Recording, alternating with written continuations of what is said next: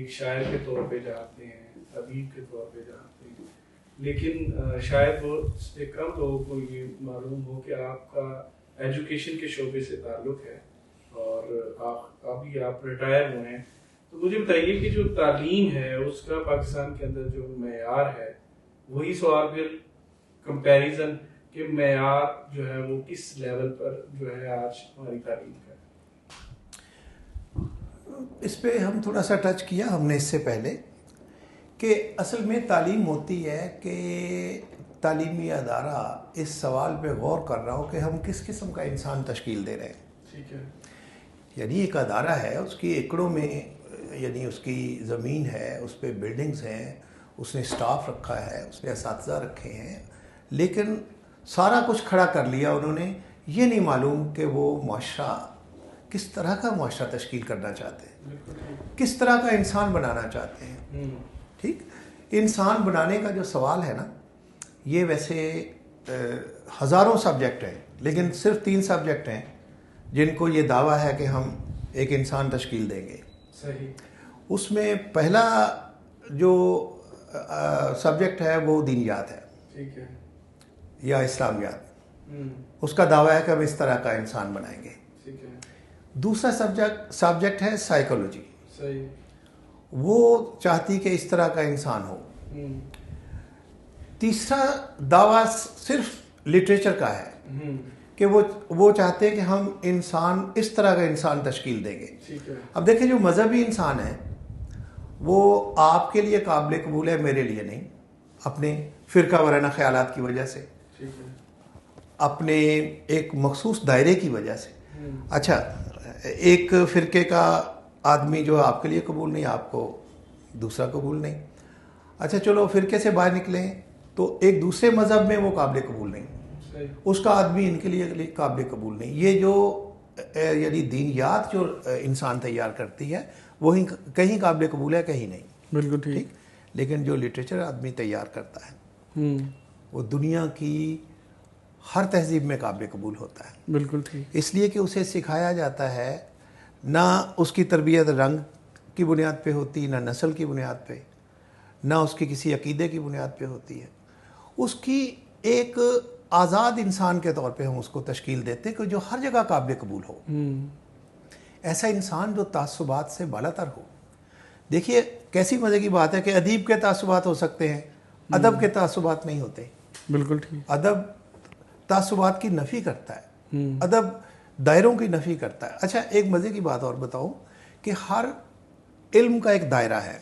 یہ میتھ کا دائرہ ہے، فزکس کا ہے، یہ کیمسٹری کا ہے، یہ مذہب کا ہے، یہ اسلامیات کا ہے. یہ اچھا ایک دائرہ اسلامیات کے بندے سے آپ ہسٹری کا سوال کریں، وہ کہتا ہے نہیں یہ میرا تو ایریا نہیں ہے. یہ میتھ کے پروفیسر پہ جا کے لٹریچر کا سوال کر دیں، وہ کہے گا نہیں میری دنیا یہ نہیں ہے.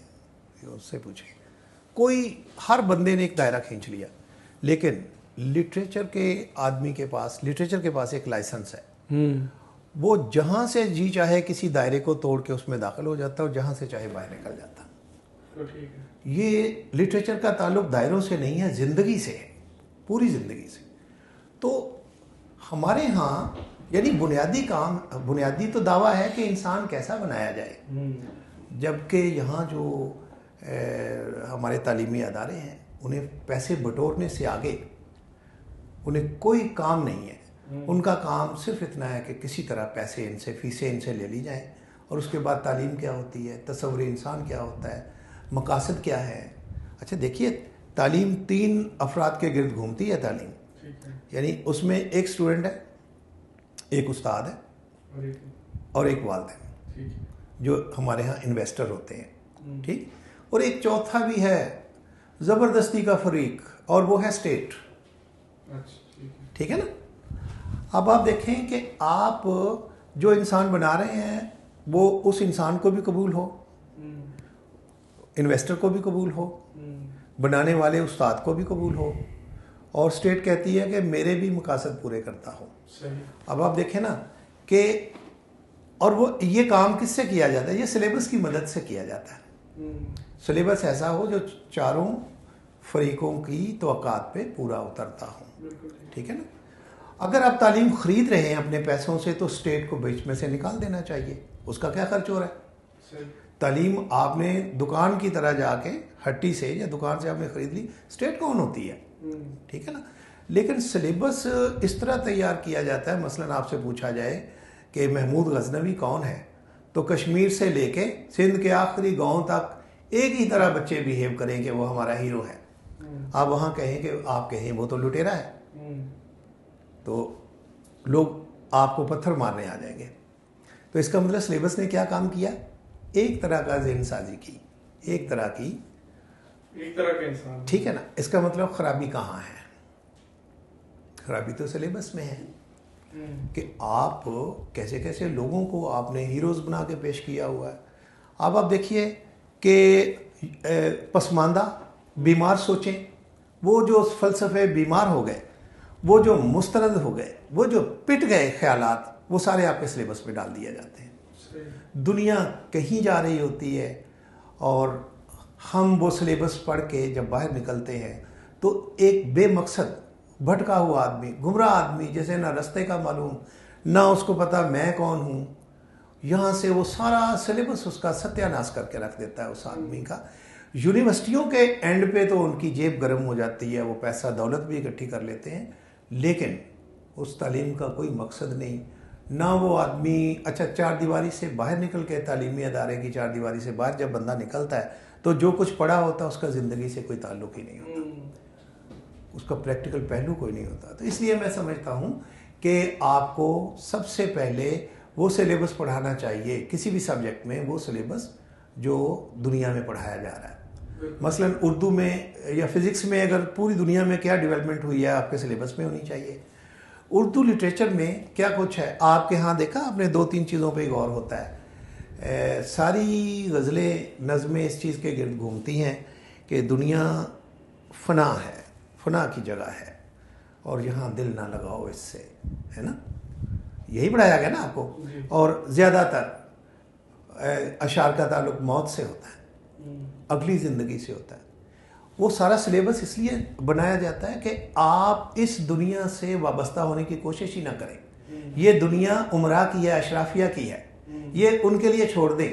آپ کے لیے تمام اچھی چیزیں کسی اور زندگی میں رکھ دی گئی ہیں. تو یہ اس طرح کے جب جرنیلوں کی حکومتیں آتی ہیں، جب وہ یہاں مارشل لا لگاتے ہیں، تو وہ انسٹرکشنز آتی ہیں کہ اس طرح کے سلیبس بنائے جائیں. کیونکہ سب سے زیادہ دیکھیں فزکس نے کیا اثر انداز ہونا ہے اور یہ کیمسٹری نے کیا اثر انداز تو ہوتا ہے لٹریچر، آپ کے فیلنگز، کیونکہ ہمارا معاملہ آپ کے فیلنگ سے ہوتا ہے نا، آپ کے جذبات سے، آپ کے خیالات سے ہم کر رہے ہوتے ہیں.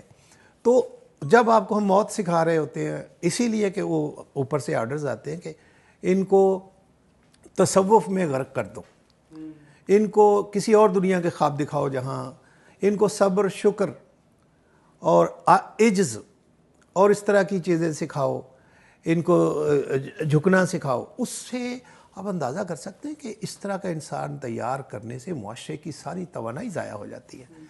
جو کچھ آپ کو سکھایا جاتا ہے، یہ صبر کرنے سے یہ ہوتا ہے، شکر کرنے سے یہ ہوتا ہے، اچھا آپ زبان بند رکھیں، آپ بولے نہیں، کم بولے، تو اس سے کیا ہوتا ہے؟ اس سے آپ کے اندر کی حریت جو ہے، آپ کے اندر کی مزاحمت جو ہے، وہ ساری ختم ہو جاتی ہے. اور ایک آدمی جو ہے وہ بس یعنی ایک سمجھ لیے گوشت پوشت کا ایک ڈھانچہ ہوتا ہے، اس کے اندر کا انسان تو سارا کمپرومائز ہو جاتا ہے. تو میں سمجھتا ہوں کہ اگر ہم کوئی تعلیم کے مقاصد تعلیمی اداروں کو طے کرنے چاہیے اور تصور انسان پہ بہت زور دینا چاہیے کہ ہم کس قسم کا اسٹوڈنٹ تیار کر رہے ہیں.